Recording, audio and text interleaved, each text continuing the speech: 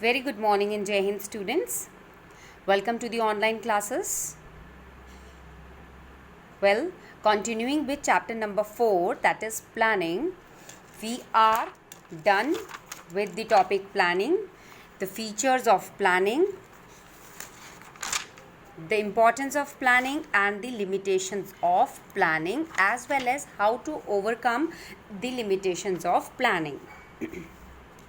Today's topic is, which is very important, that is steps in planning process. ऐसे ही आप आगे पढ़ोगे, steps in organizing, steps in controlling, steps in staffing process, steps in controlling. Likewise, okay, so today we will discuss the steps in planning process. Planning जब हम कुछ करते हैं तो उसमें क्या क्या steps होने चाहिए, that this is what we are going to study. The very first one is setting objective. जो पहला प्रोसेस होता है प्लानिंग में वो होता है ऑब्जेक्टिव हमारा क्लियर होना चाहिए, स्पेसिफिक होना चाहिए. स्पेसिफिक मतलब स्पष्ट, एकदम क्लियर होना चाहिए. विच कैन बी अचीव्ड, जो किसके थ्रू पूरा हो सकता है. जो हम ऑब्जेक्टिव है हमारा वो किसके थ्रू अचीव किया जा सकता है, पॉलिसीज़ बनाकर. बेटा ये पॉलिसीज़ भी आप आगे अच्छे से पढ़ोगे अभी, लेकिन मैं एग्जांपल देती हूँ. जैसे किसी कंपनी, किसी ऑर्गेनाइजेशन जब बैठती है तो वो पहले प्लान करती है कि हमारी प्लानिंग है कि हम टीवी की मैन्युफैक्चरिंग करेंगे, बट हम पॉलिसी रखेंगे कि हम क्रेडिट पर कोई भी सामान नहीं देंगे. ये उनकी पॉलिसी है. इसी तरह बहुत सारी तरह की पॉलिसीज़ हो सकती हैं. हर कंपनी की अपनी अलग अलग पॉलिसीज़ होती हैं. ठीक है. प्रोसीजर, क्या प्रोसीजर होगा जो हमने सोचा है उस प्लान को, उस ऑब्जेक्टिव को फुलफ़िल करने में. What can be the rules, what could be the rules. हमारा बजट क्या है, what could be the programs and what are the strategies which we have to follow. ठीक है. हम इन सब चीज़ों को लेकर प्लान करते हैं. भाई बिना बजट के प्लानिंग नहीं हो सकती. टीवी मैन्युफैक्चरिंग यूनिट में चाहिए आपको 20 करोड़ का budget, but you have only 5 crore. तो आप अपने बजट के अकॉर्डिंग सब कुछ प्लान करोगे ना. रूल्स एंड रेगुलेशन, आप स्कूल में हैं तो स्कूल में you all are suppose to come early in the morning on time. You all are supposed to attend morning assembly. You all are supposed to bring fruits. These are the rules. You all should be in well discipline. ठीक है. तो these are the rules जो स्कूल ने already plan करते हुए create किए हैं. प्रोसीजर्स, रूल्स, बजट, प्रोग्राम्स और स्ट्रैटेजीज हमें बनानी होती हैं. Objective provide the nucleus to the planning process. Objective सबसे मोस्ट इम्पॉर्टेंट पार्ट होता है. अपनी प्लानिंग करते हुए हमें अपने ऑब्जेक्टिव को लेकर इन सब चीज़ों पर ध्यान रखकर उसे फॉलोअप करना चाहिए. They help the employees in understanding what is expected of them. आपको पता है ना कि आपको मॉर्निंग असेंबली में खड़ा होना है, आपको डिसिप्लिन में रहना है, प्रॉपर यूनिफॉर्म पहनना है. ठीक है, प्रॉपर यूनिफॉर्म में रहना है. सो इसी तरह ऑर्गेनाइजेशन में हमें बात करें तो एम्प्लॉयज़ को पता होता है what are the policies, what is the procedure, what are the rules of the organization, what is the budget, program, strategies. Okay. तो जब हम पहला स्टेप होता है प्लानिंग प्रोसेस का, ऑब्जेक्टिव को सेटअप करना, इन सब चीज़ों को लेकर, इन सब चीज़ों को ध्यान में रखते हुए. what are those things? policies, procedure, rules, budget, programs and strategies. okay. second, developing premises. planning premises are the assumptions about the likely shape of event in the future. देखो ऐसा नहीं है जैसा हम प्लान करेंगे वैसा ही हो. आप डेली प्लान करते हो कि हम सुबह उठेंगे 5 o'clock 6 o'clock, मॉर्निंग वॉक पर जाएंगे, योगा करेंगे, मेडिटेशन करेंगे, बट नहीं हो पाता. जहाँ हो जाता है इट्स वेरी गुड, बट नहीं हो पाता समटाइम्स. तो ज़रूरी नहीं है जैसा हम प्लान करें वैसा ही हो. तो प्लानिंग जो होता है वो एजम्पशंस भी होती हैं. They serve as the basis of planning, but assumption नहीं करेंगे तो कुछ भी नहीं कर सकते. सोचना तो बहुत ज़रूरी है ना, आपके माइंड में ये आना बहुत ज़रूरी है कि we have to wake up early in the morning, we have to do meditation, yoga, whatsoever. ठीक है. In order to make effective plan, it is very essential that the planning premises are based on systematic forecasting assessment.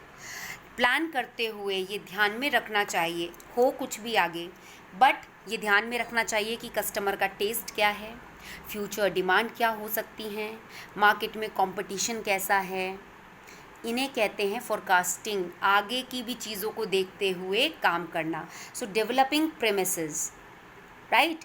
Assumptions रखनी बहुत ज़रूरी है, नहीं तो आप इन सब चीज़ों का सामना नहीं कर पाएंगे, इन सब चीज़ों को फेस या कॉप अप इन सब के साथ नहीं कर पाएंगे, राइट। प्लानिंग प्रेमिसेस इंटरनल भी हो सकते हैं, एक्सटर्नल भी हो सकते हैं। इंटरनल प्लानिंग प्रेमिसेस क्या होते हैं, किसके बारे में हमें सोचना होता है बेटा? Sale forecast, policies, programs of organization, investment, philosophy of management, ये सब हमारे इंटरनल प्रेमिसेस होते हैं। Ability and skill of personal are also important internal premises. कोई इंडिविजुअल कितना केपेबल है, उसके पास कितनी एबिलिटी और कितनी स्किल्स हैं, ये भी हमारा इंटरनल प्रेमिसेस होता है, जिससे हमारी ऑर्गेनाइजेशन पे बहुत फ़र्क पड़ता है। एक्सटर्नल एनवायरनमेंट हमारा एक्सटर्नल प्रेमिसेस होता है। एक्सटर्नल एनवायरनमेंट आप सबने पढ़ा है इससे पिछले चैप्टर में, in the previous chapter we already discussed about the external environment. Those are economic, social, political, technological and legal environment, जो कि अल्टीमेटली हमारे ऑर्गेनाइजेशन के कंट्रोल के बियॉन्ड होते हैं। जैसे कोविड-19, तो ये कौन सा फैक्टर है economic external factor? This is social factor. Because of COVID-19 we are here studying online, ठीक है? Okay, so second step of planning process में हमने प्रेमिसेस, एजम्पशंस हमें बनानी है, किसको देखते हुए? इंटरनल और एक्सटर्नल प्रेमिसेस को देखते हुए। इंटरनल सेल्स हो गया, पॉलिसी, प्रोग्राम्स, कैपिटल इन्वेस्टमेंट, और एक्सटर्नल एनवायरनमेंट आपको पता है। Now comes the third point, that is identifying alternative course of action. देखो, हम जो सोच के चल रहे हैं वो ज़रूरी नहीं ऐसा ही हो, हमारे पास ऑल्टरनेटिव कोर्स ऑफ एक्शन भी होना चाहिए, ऑल्टरनेट्स भी होना चाहिए, ठीक है। ऑल्टरनेटिव प्लान्स को सर्च करना एक इम्पॉर्टेंट स्टेप होता है प्लानिंग में। सी, अगर ऑल्टरनेटिव्स आपके पास नहीं होंगे तो आपकी एक लिमिटेड इमेजिनेशन होगी कि भाई एक काम करते हैं, हम फैक्ट्री सेटअप करते हैं, लेबर्स रखते हैं, काम स्टार्ट करते हैं और देखा जाएगा जो होगा। नो, आपकी इमेजिनेशन लिमिटेड है। दैट मीन्स आपको बियॉन्ड इमेजिनेशन सोच कर और ऑल्टरनेटिव्स ढूंढने हैं कि कल हमारी असेंबली चेन ख़राब हो गई तो क्या करेंगे, कोई लेबर छोड़ के चला गया तो क्या करेंगे। So generally there are several alternatives to solve any of the problem. तो मैनेजर का काम होता है मोस्ट अनविएबल ऑल्टरनेटिव को ढूंढना, नंबर ऑफ ऑल्टरनेटिव्स में से। बहुत सारे एक काम को करने के हमने पढ़ा है, बहुत सारे तरीके होते हैं, उनमें से सॉर्ट आउट करना और फाइनल डिसीजन जब प्रॉब्लम आए तब लेना। So this will help in thorough analysis of the alternative so developed. So that means the very first point is हम ऑब्जेक्टिव सेटअप करेंगे, सारी चीज़ों को देखते हुए प्रेमिसेस, एजम्पशंस क्रिएट करेंगे। बहुत सारे ऑप्शंस होंगे हमारे माइंड में हर प्रॉब्लम के, उनमें से कुछ 2-4 अपने पास स्पेयर में रखेंगे कि अगर प्रॉब्लम होती है तो हम इस प्रॉब्लम का ये सॉल्यूशन, ये ऑल्टरनेटिव के साथ काम करेंगे। यहाँ पर मतलब we have to identify alternative course of action. अभी काम की बात नहीं हो रही है, वैल्यूएट नहीं किया है हमने, हम देख रहे हैं कि एक प्रॉब्लम की अगर लेबर छोड़ के चली जाती है तो उसके ऑल्टरनेटिव्स क्या क्या होंगे, हमने स्पेयर में अपने पास रख लिए। Now comes the fourth step, evaluating alternatives. जो हम इसमें काम करते हैं, the alternatives generated at the previous stage are evaluated in the light of objectives, cost. जो हमने यहाँ पर ऑल्टरनेटिव्स, सपोज लेबर चली गई तो 2-4 ऑप्शन हमने रखे हैं कि हम किसी और को अपॉइंट करेंगे, उनमें से ही किसी को अपॉइंट कर लेंगे, और 2-4 हमने और सोच के रखा है ऑल्टरनेटिव। अब हम देखेंगे ऑब्जेक्टिव, जो हमारी कॉस्ट इन्वॉल्व को देखेंगे, capital availability, material, personal, individual, इन सब चीज़ों को देखते हुए, उस ऑल्टरनेटिव के पॉजिटिव और नेगेटिव एस्पेक्ट को देखते हुए, कंपेयर करके, various alternatives should be evaluated in the light of their feasibility and consequences. क्या पॉजिटिव रिजल्ट होंगे और क्या परिणाम होंगे, नेगेटिव रिजल्ट होंगे। हमारे पास यहाँ पर हमने बहुत सारे अपने किसी भी प्रॉब्लम के बहुत सारे सॉल्यूशंस होते हैं, यहाँ पर हमने वो 4 solution, I am giving an example, identify कर लिए कि अगर ऐसी प्रॉब्लम आती है तो ये 4 ऑल्टरनेटिव हमारे पास हैं। यहाँ पर उन चारों को देखेंगे जब प्रॉब्लम आएगी कि इस प्रॉब्लम के अकॉर्डिंग कौन सा इनमें से बेस्ट होगा। वो यहाँ पर हमने देखा इस प्रोसेस में उन चारों के पॉजिटिव और नेगेटिव इफ़ेक्ट्स देखे, इवैल्यूएट किए ऑल्टरनेटिव्स हमने, जो ऑल्टरनेटिव्स यहाँ हमारे पास थे उन्हें हमने इवैल्यूएट किया, इसके पॉजिटिव और नेगेटिव इफ़ेक्ट्स क्या होंगे। अब हम सेलेक्ट करेंगे best alternative. Selection of best alternative involve decision making. इसमें क्या इन्वॉल्व होता है, क्वांटिटेटिव एनालिसिस और judgement and experience of manager. Quantitative analysis, manager का जजमेंट और उसका एक्सपीरियंस सेलेक्ट करता है। जितने हमारे पास लेट्स सपोज 4 ऑल्टरनेटिव्स थे, उन चारों के पॉजिटिव नेगेटिव इफेक्ट देखकर उनमें से 2 सेलेक्ट किए गए। अब उन दोनों में से the alternative to be selected must be feasible, profitable and should have least negative consequence. अब उन दोनों में से जिसका लीस्ट नेगेटिव परिणाम होगा, कॉन्सिक्वेंस होगा, मैनेजर उसे चूज़ करेगा। Sometime a combination of alternative may be selected instead of one alternative. हो सकता है वो दोनों ऑल्टरनेटिव ही सुटेबल हों, तो कई बार वो दोनों ऑल्टरनेटिव्स भी चूज़ कर लिए जाते हैं, right. Then comes implementation of plan. अब हमने ऑल्टरनेटिव चूज़ कर लिया है, अब हम प्लान को इम्प्लीमेंट करेंगे। After choosing a particular plan, अब उस प्लान को हमें एक्शन में कन्वर्ट करना है by taking necessary steps. I can give you an example here. कोई कंपनी प्लान कर रही है to produce smartphones Japanese technology use करके, तो it must formulate Japanese technology use करके स्मार्टफोन प्रोड्यूस करना है, तो उन्हें सब प्लान और छोटे छोटे प्लान्स भी रखने होंगे अपने पास। कैपिटल कहाँ से आएगी, टेक्नोलॉजी कैसे इंपोर्ट होगी, स्टाफ कैसे रखेंगे, डिस्ट्रीब्यूशन नेटवर्क क्या रहेगा, ये सब सोचकर तब वो प्लान को इम्प्लीमेंट करेंगे। कंपनी ने पर्टिकुलर प्लान चूज़ कर लिया है, after number of alternatives best select कर लिया है, अब उसे इम्प्लीमेंट करना है, तो उसके छोटे छोटे प्लान्स भी अपने पास रखेंगे कि स्टाफ रखना होगा तो कहाँ से रखेंगे, टेक्नोलॉजी कहाँ से आएगी, right. Then comes follow up, action and review. अब प्लान को इम्प्लीमेंट कर देंगे और it is necessary to monitor it to ensure various activities are perform जैसा सोचा है। फॉलो अप, हम ये देखते रहेंगे जैसा हमने सोचा है ऐसा हो रहा है या नहीं हो रहा। रिव्यूज़ लेंगे स्केड्यूल के अकॉर्डिंग, जो हमारा ऑब्जेक्टिव है उसको अचीव जो हमें करना है, इस तरीके से काम हो रहा है या नहीं हो रहा है, उसे हमें फॉलो अप करना है, उस काम को हमें उसी तरीके से लेके जाना है। So planning is a continuous process, ठीक है। अगर डेफिशिएंसी कोई कमी आ रही है तो उसे डिटेक्ट करना है प्लानिंग के प्रोसेस में ही। इससे इम्प्रूव होते हैं प्लान्स और मदद मिलती है न्यू प्लान्स को इंट्रोड्यूस होने में। अगर प्लानिंग ही गड़बड़ है, प्लानिंग के स्टेप्स में ही प्रॉब्लम आ गई, तो everything is waste. Once again I am showing you a picture to all of you.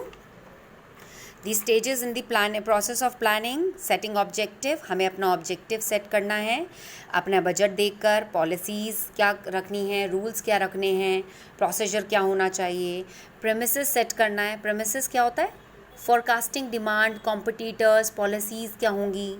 Internal external premises होते हैं, इंटरनल में डिमांड कस्टमर की, competitions, external social, economical, political, ठीक है। एक सॉल्यूशन के कई सारे ऑल्टरनेटिव्स होते हैं, एक प्रॉब्लम के उन सब ऑल्टरनेटिव्स को, उन सब के सॉल्यूशन के काफ़ी ऑल्टरनेटिव्स होते हैं, उनको गैदर करना, आइडेंटिफाई करना, उन्हें इवेल्यूएट करना, जो हमने सेलेक्ट किए हैं उन सभी के पॉजिटिव और नेगेटिव एस्पेक्ट को रखना, ठीक है। फिर उनमें से बेस्ट ऑल्टरनेटिव को चूज़ करना, प्लान में इम्प्लीमेंट करना, फिर देखना कि क्या हमने सोचा था ऐसा ही प्लान अप जा रहा है या नहीं, राइट। ओके, अब हम पढ़ेंगे बेटा, these were the stages of planning process. Now comes single use and standing plans. देखो, business plan consist a number of derivative और सब प्लान्स। छोटे छोटे प्लान भी बनाकर चलते हैं, ज़रूरी नहीं एक बहुत बड़ा प्लान हमने बनाया है और उसके हिसाब से सारा काम हो। हमारे माइंड में सब प्लान्स भी होने चाहिए। इन्हें 2 कैटेगरी में बांटा गया है, that is single use plan and standing plan. कोई यूनिक बार बार ना आने वाली प्रॉब्लम होती है तो उसे कहते हैं हम सिंगल यूज़ प्लान। वो तब यूज़ किया जाता है फॉर हैंडल यूनिक, जो कभी कभी प्रॉब्लम अकर होती है, बार बार अकर नहीं होती है, नॉन रीअकरिंग प्रॉब्लम होती है, ठीक है। उस टाइम हम यूज़ करते हैं सिंगल यूज़ प्लान। इसे स्पेसिफिक प्लान भी कहते हैं क्योंकि ये बहुत स्पेसिफिक, मतलब बिल्कुल क्लियर, स्पष्ट सिचुएशन पे कि अगर असेंबली चेन में प्रॉब्लम आई तो हम ये वाला प्लान उसमें पुट कर देंगे, ठीक है। It is formulated to handle a non repetitive और यूनिक प्रॉब्लम, जो प्रॉब्लम बार बार नहीं आती है और यूनिक होती है। इसे बार बार यूज़, इस प्लान को बार बार हम यूज़ नहीं करते हैं, बिल्कुल क्लियर होता है इसका purpose. It has been achieved except in follow up action. इसके बाद हमें क्लियर हो जाता है कि हम जो काम कर रहे हैं वो इस प्लान के थ्रू फिनिश हो ही जाएगा। जैसे इसके एग्जाम्पल्स हैं प्रोग्राम, प्रोजेक्ट, देखो प्रोग्राम्स बार बार नहीं बदलते, प्रोजेक्ट बार बार नहीं बदलते, बजट बार बार नहीं बदलता। किसी कंपनी को सेटअप करने के लिए अगर 5 करोड़ रुपए की ज़रूरत है और आपके पास 2 करोड़ रुपए हैं तो आपका बजट नहीं बदल सकता। 2 करोड़ मिलाकर आपने बोरो भी कर लिया है, आपने लोन भी ले लिया है, आपने सब कुछ कर लिया है, यू हैव 2 करोड़ रुपीज़, पर बजट बैठ रहा है 5 करोड़ का, तो आप उसको चेंज नहीं कर सकते हो। सब प्लान है कि अगर कम पड़ गए पैसे तो हम अपनी लैंड सेल आउट कर सकते हैं, और वो 3 करोड़ रुपए हो गए। तो मतलब यहाँ हम क्लियर है, सब कुछ स्पेसिफिक है। पैसे कम पड़े, एक प्लान था लैंड बेचने का, वो बेच दिया, काम ख़त्म। इस प्लान को हम बार बार यूज़ नहीं करते, ठीक है। प्रोजेक्ट, बिल्डिंग बनानी है, ऐसा तो नहीं बिल्डिंग आधी छोड़कर आपने बोला कि ख़त्म करो, कोई अपार्ट सर्कमस्टांसेस हो जाते हैं, वो बात अलग है। बट आपका प्रोजेक्ट जो है वो तो आप अचीव करोगे ना, उसको खड़ा करोगे अपने प्रोजेक्ट को, ठीक है। Next is standing plans. They are made for organizational situation, जो कि बार बार रिपीट होती है और मतलब so are used over and over again, बार बार यूज़ की जाती है। बार बार अकर होने वाली प्रॉब्लम, स्टैंडिंग प्लान को रिपीट यूज़ प्लान कहते हैं। ये डिज़ाइन किए जाते हैं ताकि बार बार जो प्रॉब्लम आती है उसमें यूज़ किए जा सकें। बार बार आने वाली प्रॉब्लम में ये गाइड करते हैं मैनेजर्स को ताकि वो डिसीजन ले सकें और एक्शन ले सकें। Standing plan cover a variety of repetitive situation, जो बार बार अकर होती हैं सिचुएशंस, इसमें फटाफट से डिसीजन लिया जाता है जहाँ ज़रूरत होती है। They tend to achieve consistency, uniformity and unity of effort in meeting repetitive situation throughout the enterprise. जैसे ऑब्जेक्टिव में अगर प्रॉब्लम आ रही है, ठीक है, आप जो चाहते हो उस ऑब्जेक्टिव को फुलफ़िल करने में प्रॉब्लम आ रही है, तो आपके पास प्लान्स होते हैं, आप वही ऑप्ट करते रहते हैं। अब आपको दिखा कोविड-19 की वजह से ये प्रॉब्लम आई, ऑब्जेक्टिव है imparting good quality education to student, तो वो ऑब्जेक्टिव नहीं हटना चाहिए। कोविड-19 आ गया है, कोई बात नहीं, हम इससे फाइट करेंगे, हम ऑनलाइन स्टडी करेंगे। आप समझे?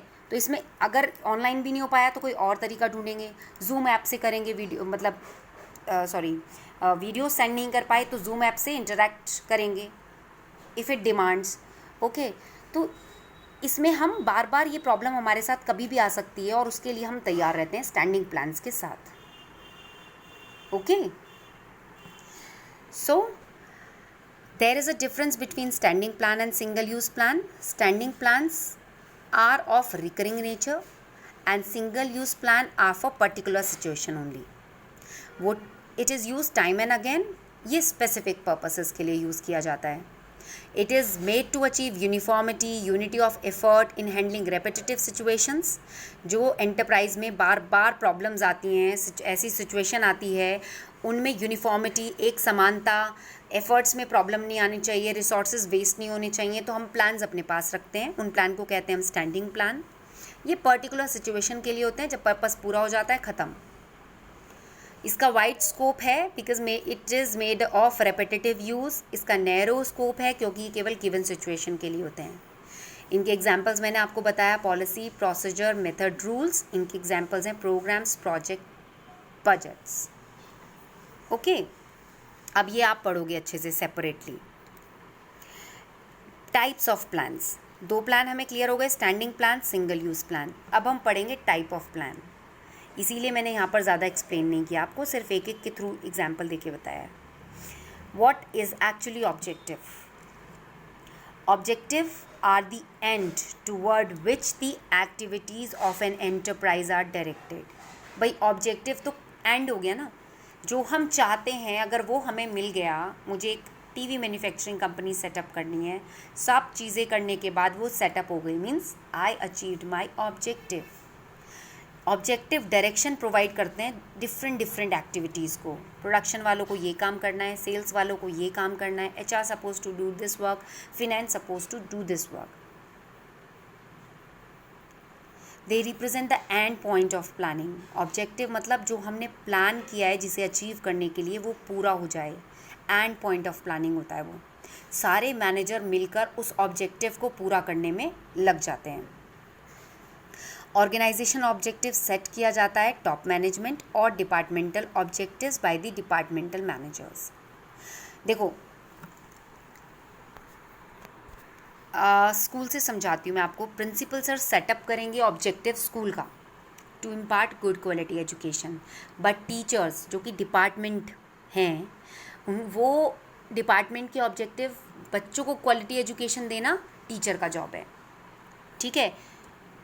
प्रिंसिपल सर ने पूरे स्कूल के लिए ये एक ऑब्जेक्टिव रखा है to impart good quality education. उसमें we are the department, the teachers are the department, they are giving you the quality education, they are providing you the quality education. इसी तरह ऑर्गेनाइजेशन में ऑर्गेनाइजेशन के objective setup करते हैं top management, और department के जैसे सेल्स का टारगेट है 500 टीवी एक दिन में बनाना, तो वो डिपार्टमेंटल ऑब्जेक्टिव डिपार्टमेंट के मैनेजर सेटअप करते हैं, राइट। ऑब्जेक्टिव हमेशा क्वांटिटेटिव टर्म्स में होता है, स्पेसिफिक होता है। हमें 500 टीवी बनाने एक दिन में, दैट्स इट। या increasing monthly sales by 20%, monthly sale को 20% बढ़ाना है, ये हमारा ऑब्जेक्टिव है। 20% रिटर्न ऑन इन्वेस्टमेंट चाहिए, ये हमारा ऑब्जेक्टिव है। रिटर्न स्टेटमेंट में होता है हमेशा ऑब्जेक्टिव, और एक गिवन पीरियड ऑफ टाइम में अचीव करना होता है। आपके स्कूल में भी तो होता है ना, आपका सिलेबस पूरा विद इन अ सेशन, मतलब फ्रॉम अप्रैल टू मार्च में फिनिश हो जाना चाहिए। हर 2 महीने 3 महीने बाद आपके एग्जाम्स होने चाहिए। तो everything should be like here in organization must be quantitative. What are the features of good objective? Relate करना चाहिए कि डिज़ायर्ड आउटपुट, जो हम चाहते हैं ऐसा आउटकम मिले फ्यूचर में। टाइम पीरियड होना चाहिए कि कितने टाइम पीरियड में हमारा काम फिनिश हो जाना चाहिए। मेजरेबल और क्वांटिटेटिव होना चाहिए। 500 टीवी का टारगेट था तो 500 ही बनेंगे एक दिन में। सभी मैनेजरल एक्टिविटीज़ इसमें मिलकर इन्वॉल्व होंगे, तभी हम अपना ऑब्जेक्टिव कंप्लीट कर सकते हैं। All right, now come strategies. Strategy is a comprehensive plan of action to achieve specified organization objectives in the competitive environment. देखो हर कोई स्ट्रैटेजी लगाता है, आप भी स्ट्रैटेजी लगाते हो कि किस तरह से मैम को कन्विंस करें कि मैम हमें स्पोर्ट्स पीरियड में लेके जाएं, बिजनेस का पीरियड है तो भी, ठीक है। स्ट्रैटेजीज तो लगानी ही होती हैं, right, because it provide the broad contours of an organization business. Like customers को लेके स्ट्रैटेजी होनी चाहिए हमारे पास, कैसे अपने कस्टमर्स बढ़ाएंगे, प्रोडक्ट्स, टेक्नोलॉजी कौन सी यूज़ करेंगे, मार्केट कैसे ग्रैब करेंगे, ठीक है। ये देखा जाता है कि इकोनॉमिकल, पॉलिटिकल, सोशल, लीगल और टेक्नोलॉजिकल चेंजेस होते रहते हैं, उनसे मीटअप, उनके साथ कॉपअप करने के लिए हमारे पास स्ट्रैटेजी, किसी organization must have, any of the organization must have strategies to cope up with the environment or changes in environment, right? So strategy involve determination of long term objectives. Objective बिल्कुल clear होना चाहिए. Adopting a course of action to achieve the objective. कोई एक strategy हमारे पास होनी चाहिए, एक action होना चाहिए कि हम उस objective को achieve कैसे करेंगे. Deployment of resources necessary to achieve the objective. Resources deploy करना, इकट्ठे करना to achieve the objectives, right? These 3 aspects involve strategy formulation. क्या लॉन्ग टर्म ऑब्जेक्टिव को देखकर स्ट्रैटेजी बनाई जाती है, adopt a course of action objective को अचीव करने के लिए, और रिसोर्सेज को डिप्लॉय करना. What are the features of strategic decisions? Strategy usually relate to several areas of operation of the business. Production में स्ट्रैटेजी की ज़रूरत पड़ती है, मार्केटिंग में स्ट्रैटेजी की ज़रूरत पड़ती है, और फाइनेंस में स्ट्रैटेजी की ज़रूरत पड़ती है. Strategies formulated after analysis of environment. Supplier को देखकर स्ट्रैटेजी बनाई जाती है, क्रिएट की जाती है. कस्टमर को देखकर, competitors, creditor, government and other stakeholders, इन सब को देखते हुए स्ट्रैटेजी फॉर्मुलेट की जाती है. स्ट्रैटेजी से ये एक्सपेक्ट किया जाता है कि फ्यूचर की ग्रोथ और प्रॉस्पेरिटी में बहुत हेल्पफुल होती है.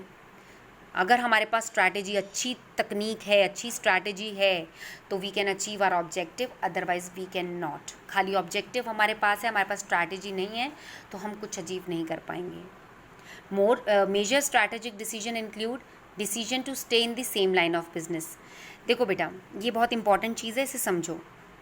स्ट्रैटेजी होनी चाहिए कि अगर हम कॉस्मेटिक्स का बिजनेस कर रहे हैं तो हम स्टेबल रहेंगे, हम लाइन चेंज नहीं करेंगे। अगर चेंज करते हैं तो उसका प्रोसेस बिल्कुल डिफरेंट होगा। हम पेन बना रहे हैं, सॉरी, हम कॉस्मेटिक्स बना रहे हैं, उसमें हम पेन की न्यू लाइन ऑफ बिजनेस नहीं लाएंगे, पेन की मैन्युफैक्चरिंग नहीं करेंगे। स्टेबल रहना है, हमें मार्केट में अपना रेपुटेशन क्रिएट करना है। Decision to add new line of business to the existing one. अब ग्रोथ भी बहुत ज़रूरी है। स्टेबल हो गए हम मार्केट में, हमारी रेपुटेशन बन गई। अब ग्रोथ के लिए एक नए प्रोडक्ट को मार्केट में इन्वॉल्व करना, कॉस्मेटिक्स के साथ साथ गारमेंट्स का भी काम करना है, ठीक है, क्योंकि हम स्टेबल हुए, लोगों पर भरोसा बना, मार्केट में हमारी प्लेस हमने बनाई, गुडविल बनाई, रेपुटेशन बनाई, तो we can add new line of business. उसे कहते हैं ग्रोथ स्ट्रैटेजी। अब ग्रोथ करेंगे तो कॉम्पिटिटर्स होंगे, तो कॉम्पिटिटर्स के लिए स्ट्रैटेजी बनाएंगे। Next, decision to achieve the dominant position in the market. इतने कॉम्पिटिटर्स के बावजूद भी डोमिनेंसी रखना मार्केट में, जैसे मार्केट शेयर इंक्रीज़ कर देना प्रोडक्ट का, प्रोडक्ट में इम्प्रूवमेंट करके या एडवर्टाइजमेंट करके उसके शेयर को इंक्रीज़ कर देना, वो हो गई कॉम्पिटिटिव स्ट्रैटेजी। पहले मार्केट में स्टेबल हुए, स्टेबल होते ही ग्रोथ के बारे में सोचा, ग्रो करेंगे तो कॉम्पिटिटर्स आएंगे, उनकी स्ट्रैटेजी बनानी पड़ेगी, right. So dynamic conditions, companies have strategies in all areas. Production में भी स्ट्रैटेजी होती है, मार्केटिंग, फिनेंस, HR, सब में स्ट्रैटेजी है, क्योंकि ये कवर करते हैं हमारे कस्टमर्स कौन हैं, क्या प्रोडक्ट कस्टमर को सेटिस्फाई करता है, क्या डिमांड है मार्केट में, प्राइसिंग पॉलिसी क्या होनी चाहिए, प्रमोशन कैसे करें, टेक्निक्स क्या होनी चाहिए, right. So strategy is the most important thing. Okay, here is the difference between objective and strategy, which you all are supposed to read by yourself. That's it for today. Rest of the other plans we'll discuss tomorrow. Have a good learning. Thank you so much.